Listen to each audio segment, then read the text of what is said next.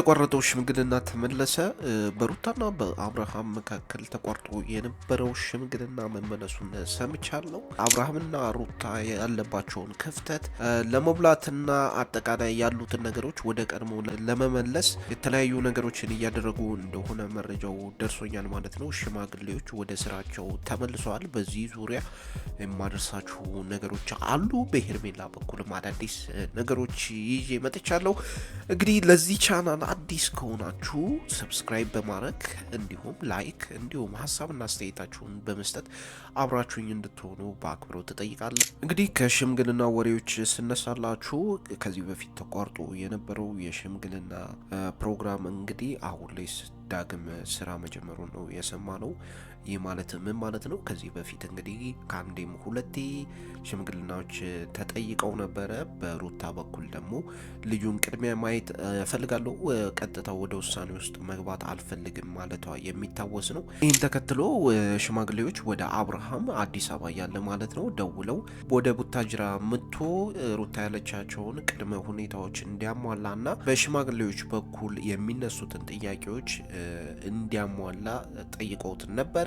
ይህን ተከትሎ እሱም ወደ ቡታጅራ እስክትወልድ ድረስ አብሬያት እሆናለሁ ብሎ መምጣቱ የሚታወስ ነው። ታዲያ በዚህ ሂደት ላይ ያለ ሽማግሌዎች ሁለቱን ለማስታረቅ አብርሃምንም አናግረውት ነበረ። ነገር ግን በተደጋጋሚ አብርሃም ነገሮችን እያጠፋ ስለነበረ ሽማግሌዎች በዚህ ነገር ተስፋ ቆርጠው ከመሀል ወጥተናል ብለው ነበረ። ብዙ ሰው ወደ መሀል ግቡልን ብሎ ሲጠይቋቸው ነበረ። በአብርሃም ጓደኞች በኩልም ተደጋጋሚ የሆነ ጥያቄዎች ሲመጡባቸው ነበረ፣ እነዚህ ሽማግሌዎች ማለት ነው። እንግዲህ አሁን ላይ የአብርሃም ልጅ መወለዱን ተከትሎ ጋሚ እነዚህ ሽማግሌዎች እሽታቸውን ገልጸው ወደ ስራ መመለሳቸው ነው የተነገረኝ። እንግዲህ ከዚህ በኋላ የአብርሃምና የሩታ ኬዞችን ወስደው እንደራሳቸው አይተው እንግዲህ ሁለቱን ሙሉ በሙሉ ለማስታረቅና ኦፊሻል የሆነ እርቅ ለማምጣት ስራ መጀመራቸውን ነው የሰማሁት ማለት ነው። ታዲያ አሁን ላይ በሽማግሌዎች በኩልም የሚጠበቁ ስራዎች አንደኛ እነዚህ በፍቺ የገቡ ነገሮችን ማስቆም ነው። ሩታ እንግዲህ ፍርድ ቤት ፍቺ ማስገባቷ የሚታወስ ነው። ይሄንን ፍቺ ዜሮ ማድረግ ነው የመጀመሪያው እርምጃቸው። ከዛ በኋላ ደግሞ ኦፊሻል የሆነ በሁለቱ ቤተሰብ መካከል ትክክለኛ እርቅ ማምጣትና ትክክለኛ ታርቀዋል ወይም ዳግም ባልና ሚስት ናቸው የሚባል ኦፊሻል የሆነ መግለጫ መስጠት ነው ማለት ነው በሽማግሌዎች በኩል። ይህንንም ተከትሎ አብርሃምን ለብቻው ማናገራቸውን ሰምቻለሁ። እንግዲህ አብርሃምም እንደተለመደው እሽታውን ነው የገለጸው። በሩታ በኩል ደግሞ ያው ቅድመ ሁኔታዎችን ያሟላልኝ ነው ያለችው። ከሄርሜላ ጋር ያለውን ግንኙነት እንዲያቆም እፈልጋለሁ ማለቷ የሚታወስ ነው። አለበለዚያ ግን እርቅ ብላችሁ እንዳታስቡ ስትል ነበረ ሩታ። ታዲያ እሱም እንግዲህ እሽታውን ገልጿል። በዚህ ዙሪያ ላይ ከሄርሜላ ጋር ያለውን ግንኙነት ለማስተካከል እንደሚሞክር ነው የነገራቸው ማለት ነው። ለሽማግሌዎች ፖዘቲቭ የሚባል መልስ ነው የሰጣቸው። ይሄም አንድ ተስፋ የሚሰጥ ነገር ነው። እንግዲህ የአብርሃምና የሩታ ጉዳይ አሁን ላይ የታረቁ ይመስላል። ነገር ግን በቅርበት ያለው ሰው ድራማው ላይ እንደምናየው ሳይሆን የሩታና የአብርሃም ጉዳይ እንደ ቀድሞ ነው። አሁንም ያለው እንደ ቀድሞ ነው። በተለይ በሩታ በኩል የተለያዩ ነገሮችን እያሰበች ትገኛለች። ከሄርሜላ ጋር ያለውን ነገር አብርሃም ተሻሽሎ የማይመጣ ከሆነ አሁንም የተለያዩ እርምጃዎችን ለመውሰድ እያሰበች እያጤነች እንደሆነ ነው የነገሩ። እንደምናስበው ወይም እንደምናየው እንደዚህ ሙሉ በሙሉ ታርቀዋል የምንለው ነገር አይደለም ማለት ነው።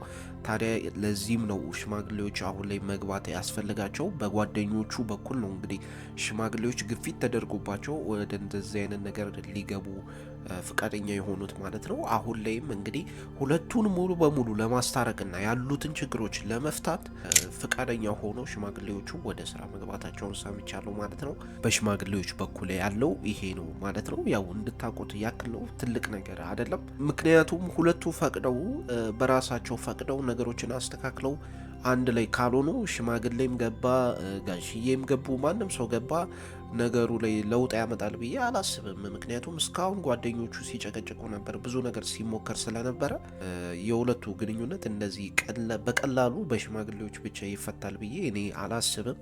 ያው እንግዲህ ይሞክሩ ለማለት ያክል ነው። በአጠቃላይ ግን መልካም ጅማሮ ነው።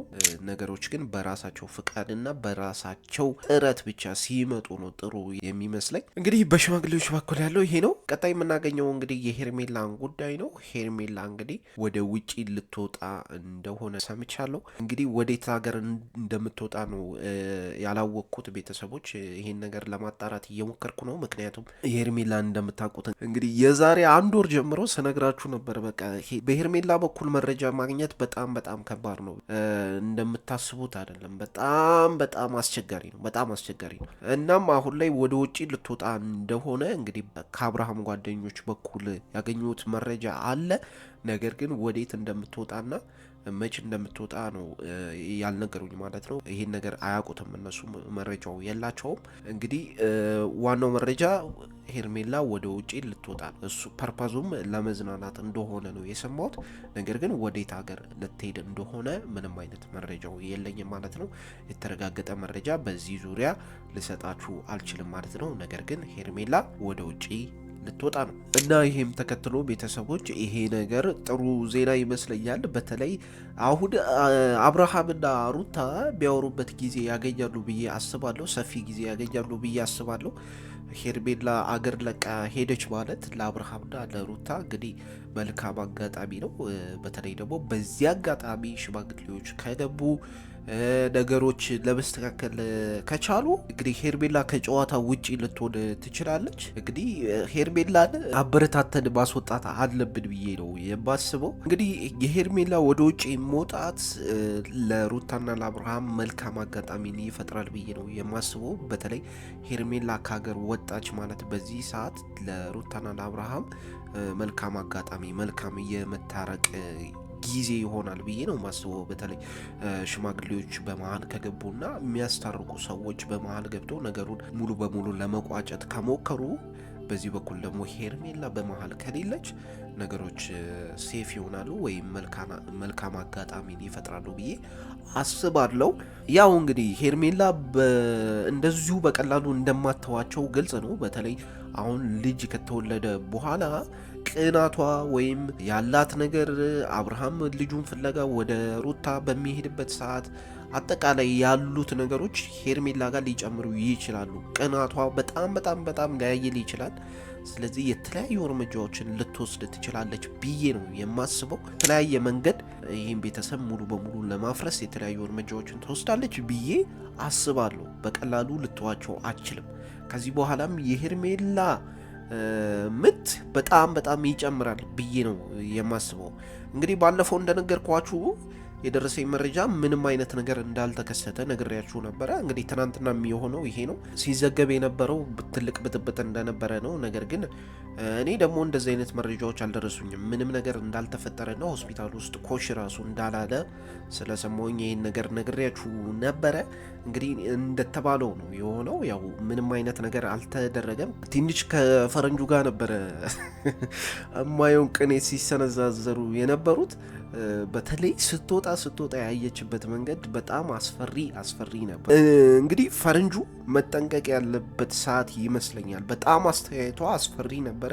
እነዚህ ልጆች ዋጋቸውን እሰጣችኋለሁ ያለች ነው የሚመስለው። በጣም አስተያየቷ በጣም አስፈሪ ነበረ። እኔ የቱርክ ፊልም ነው ይመስለኝ፣ ወይም በጣም መርዛማ ሴት መሆኗን የምታውቁት። በቃ ያየችበት መንገድ የሆነ እርምጃ ልትወስድባቸው እንደሆነ ያስታውቃልና ፈረንጁና ቢኒ እንግዲህ የተለየ ጥንቃቄ ማድረግ ያለባቸው ሰዓት ይመስለኛል። የተለየ እርምጃ ልትወስድ ትችላለች። ምክንያቱም እንደዚህ አይነት ነገር እየተናፈሰ ስለሆነ ነው።